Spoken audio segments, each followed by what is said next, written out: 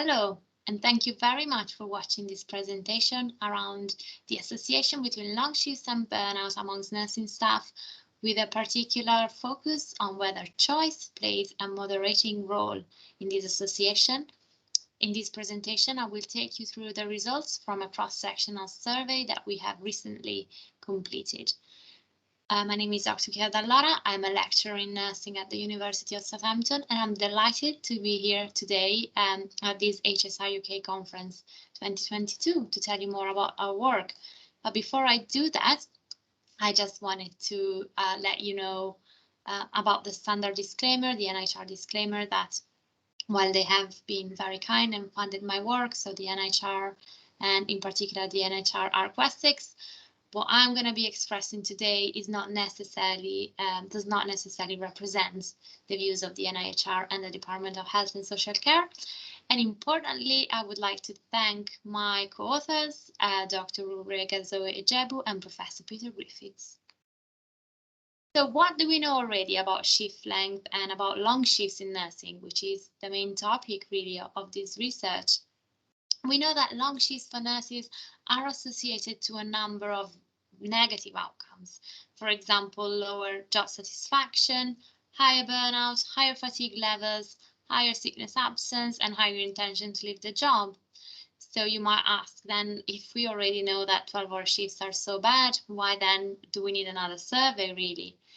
Well, this is because there are still some things that we need to know. So first of all, previous research has failed to take into account shift characteristics other than shift length, or has maybe accounted for some of these, but not all of them simultaneously.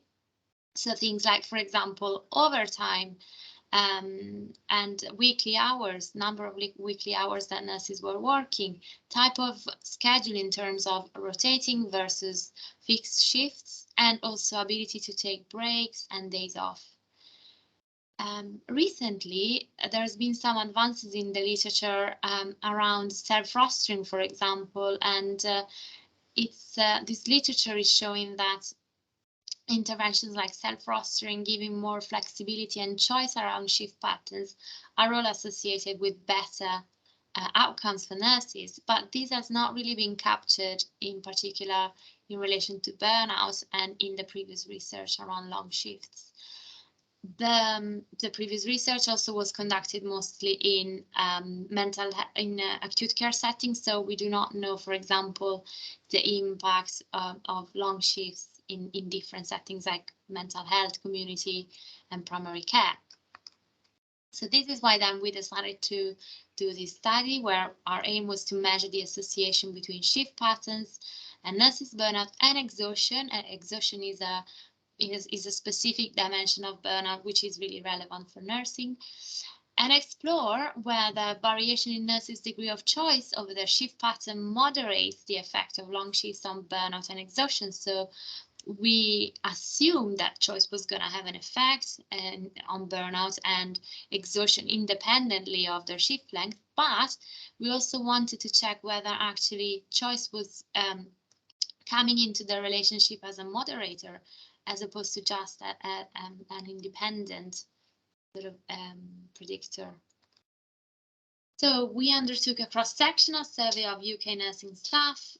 We developed and tested the survey with nurses, nurse managers, and patients. This survey was launched online for 3 months, and really key to the success of the survey and the response rate was the help and the support we've had from trade unions, nursing journals, nursing magazines, and just people being really kind on Twitter and retweeting the survey. But essentially the survey had different sections, and there were questions about shift patterns, so things like shift length, type of schedule, and overtime, weekly hours, days off.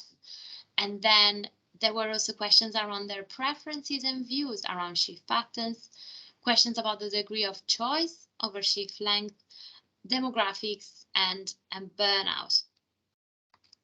How did we measure burnout? We used the burnout assessment tool, the short version, and this is a quite new tool. It was developed in 2020, And we chose this tool because contrarily to many other burnout tools, this tool was going to allow us to actually have a neat categorization of burnout versus not burnout, as opposed to describing burnout as a continuum on a scale that shouldn't really be dichotomized. So we really appreciated that sort of diagnostic use of the scale, which of course is validated. Has been validated. So this tool has 4 scales, and we particularly focused on, of course, on the total dimension of burnout, but also then on the exhaustion dimension. And choice was captured by this question, so asking to what extent are you able to choose your shift length, ranging from not at all to completely. And we did not dichotomize it for our analysis. We use generalized linear models. One in particular of these models was with shift length and degree of choice as interaction terms to explore the presence of moderating effects on burnout. And we did the same also for exhaustion. And all of these models were controlling for type of work schedule, total weekly hours, ability to take breaks during shifts, and staffing adequacy, because we know that staffing levels are a very important predictor of burnout. This is just to give you a snapshot of our sample. It was a quite broad sample.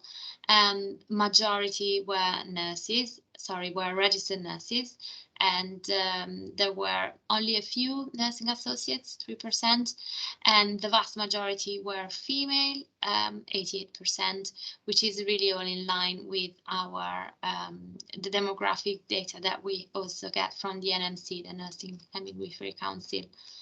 And how long were these nurses working? The majority, again, were working shifts that were 12 hours or longer. I think this graph shows that 8-hour shifts are really starting to be a thing of the past. There's still some nurses who do work 8-hour shifts, but the majority nowadays work 12 or longer hour shifts. And when it comes to choice around shift length, you might not be surprised, but actually nurses have no choice at all, or a very little choice, with only 3% reporting that they have complete choice when it comes to their shift length. So not a lot.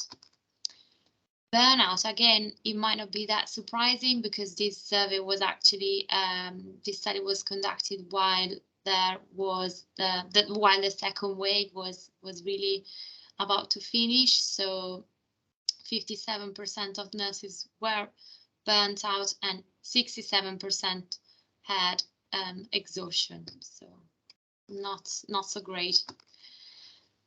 What about then the relationship between shift length and burnout? So in this study, we found that actually there is a small association between shifts of 12 hours or longer and burnout, but it is a small association, and it is not statistically significant.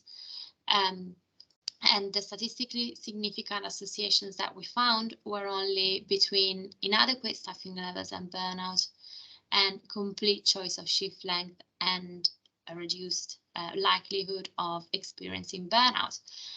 But we found that choice did not have a moderating effect. So choice was definitely an independent predictor of burnout, but it did not have a moderating effect.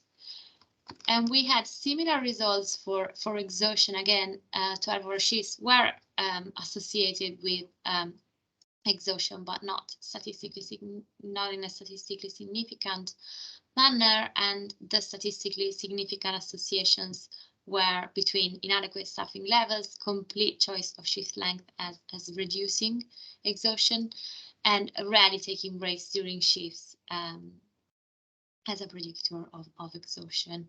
But again, even here, choice was not playing a moderating effect. So what are we learning, therefore, from these studies? Does it mean that since we didn't find any statistically significant associations between long shifts and burnout or exhaustion, does it then mean that 12-hour shifts then are now safe, and all the previous literature actually was confounded by the lack of controlling for choice or other shift characteristics? So of course, there's no way of knowing that, but given that nurses working long shifts were also those who reported less choice, more inadequate staffing, and less ability to take breaks, I think it's fair to say that long shifts might be acting as enablers of these adverse working practices. So while their effect might be attenuated by other factors, it doesn't really look like they're acting as enablers of positive working practices, actually quite the contrary. And also choice, again, because we didn't find this moderating effect, it would be fair to say that having control over one's working hours is not the magic bullet, because again, considering all the previous evidence as well, rosters should avoid excessive use of long shifts when possible. I thank you very much for listening, and if you have got any questions, any comments, and you cannot make it to the conference to discuss this in person, please do write me an email at c.dall'ora@soton.ac.uk, and thank you very much for watching the presentation.